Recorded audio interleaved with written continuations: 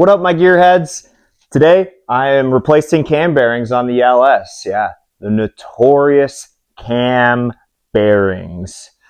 This one was not a pliers and or crowbar removal. No, I had to buy a special tool for this. So I ended up buying the $60 Amazon cam bearing removal and install tool.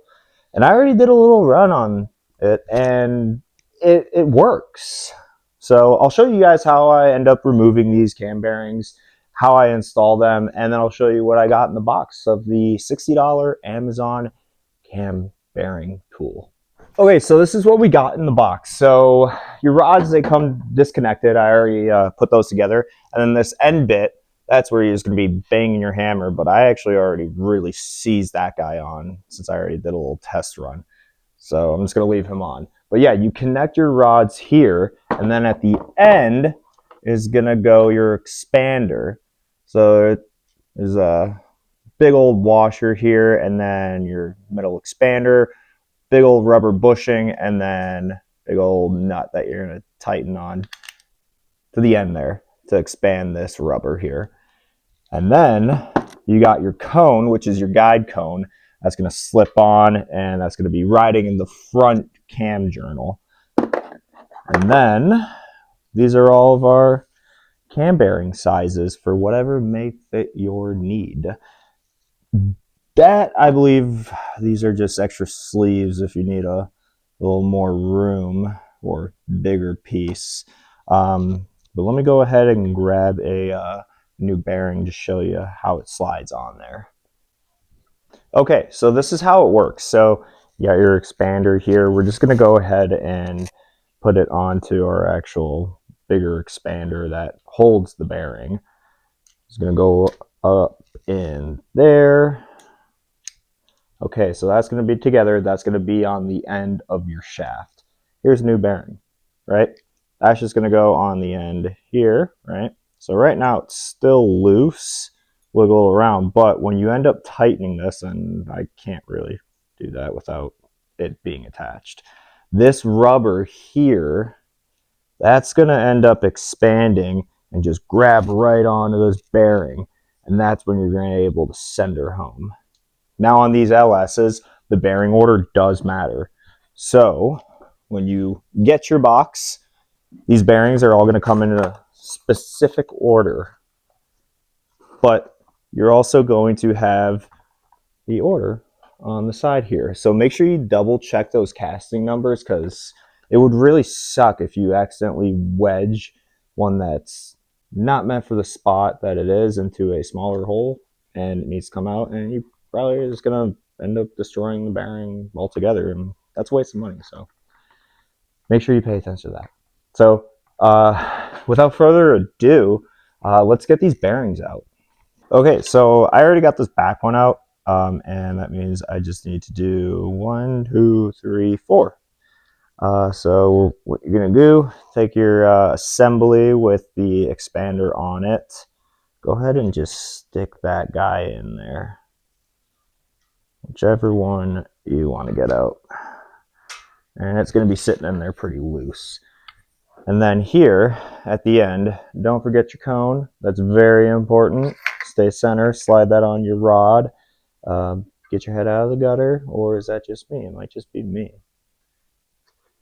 Okay, so now I gotta just tighten this guy up on this bearing.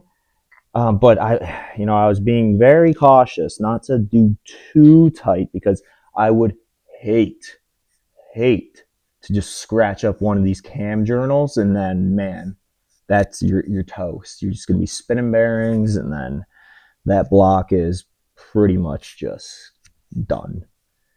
That would be a disaster. So we're gonna start with that. Got my cone at the end here, and now, yes, the rubber mallet. So make sure you have your hand down on that cone, keeping it in that first cam bearing journal, and then just start tapping away.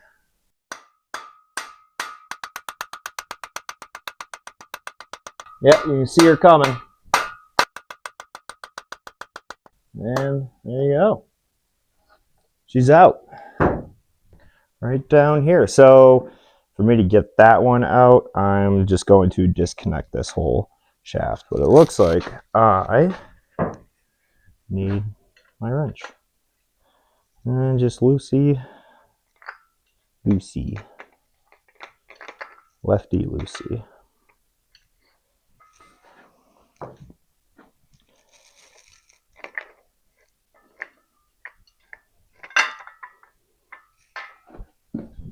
Okay.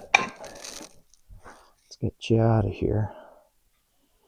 A bit of a tight squeeze here. Let's just disconnect that bearing. There you are. Now this guy.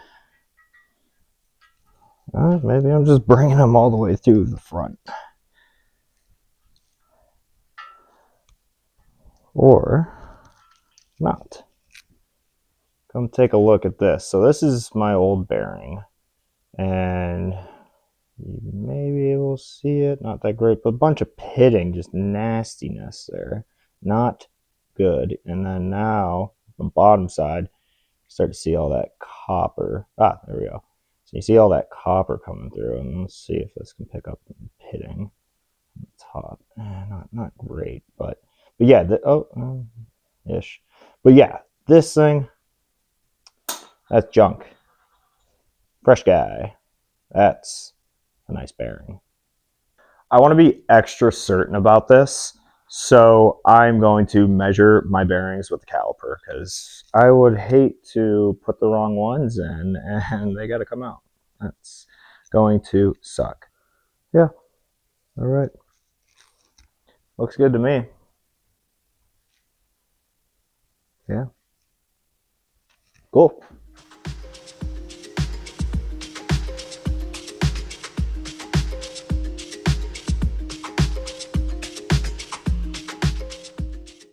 What I failed to show is this front bearing. I ended up just needing more force. So, bigger hammer, stronger hammer, not a rubber mallet. And it came out just fine. I was just being very cautious to start this whole thing off. Okay, so now we're just going to kind of repeat the same thing. So on these, I got clevets. That's how you pronounce it. They got 2 holes for oiling. And if you're looking at the front of the engine, yeah, looking at the front, like you're like it's in the car. Oh, it's upside down right now. Well, I'm gonna make all this thinking in my head. It's like the 2 o'clock position, but the block's upside down right now. Just make sure you got a hole lined up. These come with 2 holes in it. I guess that's what they had to do when they manufactured them. Something in the process, but you just need 1 hole, and the hole in the block, it's a pretty good size, so you shouldn't have to worry about being so precise where you're going to miss it because you got a lot of room to work with. And actually, I'll get the camera in there, give you a little sneak peek. All right, and there you can see that's your hole that you got to work with. So quite a lot of room. And for perspective, there's my index finger. So it's pretty big. Okay, so I'm just going to put a little bit of assembly grease on the outside of this guy, help it slide in. Then I'm just going to line it up. And make sure you got the correct bearings because these orders do matter. All right, so that looks pretty good. Go ahead, slide your install tool all the way through. Get it right lined up in there. And tighten. Get that guy to expand on. I'm gonna give it a couple light taps now just to get it seated and line that hole up there.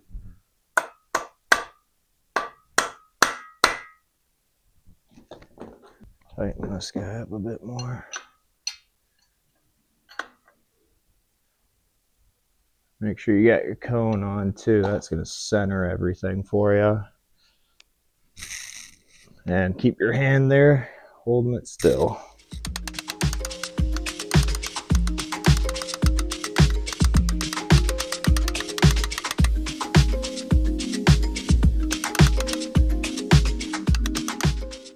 Okay, I'm going to take a look at that.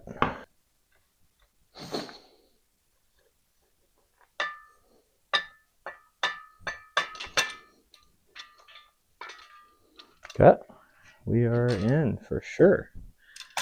And then just go ahead, get yourself a little pick and feel for that oiling hole. Yep.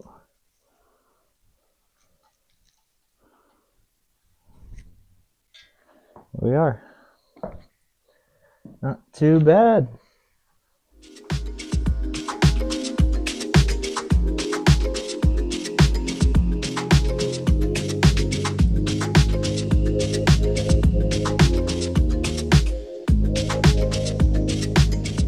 So there you have it, guys. Overall, I'd say if you're just doing an engine in your garage and it's not like you're going at this every single day, yeah, get yourself that $60 cam installing tool. You really don't need the $250 ones that I saw all over the internet. Because, again, I'm friendly to the average budgeter because I sure am the same guy. In certain areas, some places you don't want to cheap out. But regardless, I'm glad I got that over with. I'm actually very happy with how that all went together. And now we can get to really starting to put this thing together. So we'll check our ring gaps next and then start throwing some rod bearings and main bearings in here. And yeah, we're gonna start getting this boy together. So it's exciting. The frame for the truck's all done. So get this built. Got that Saginaw down there. Got to build that thing up a little bit.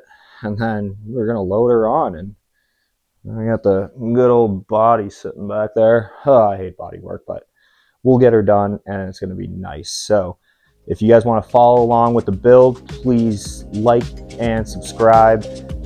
I'm going to be posting this whole thing. So I will see you guys on the next. Thanks for watching.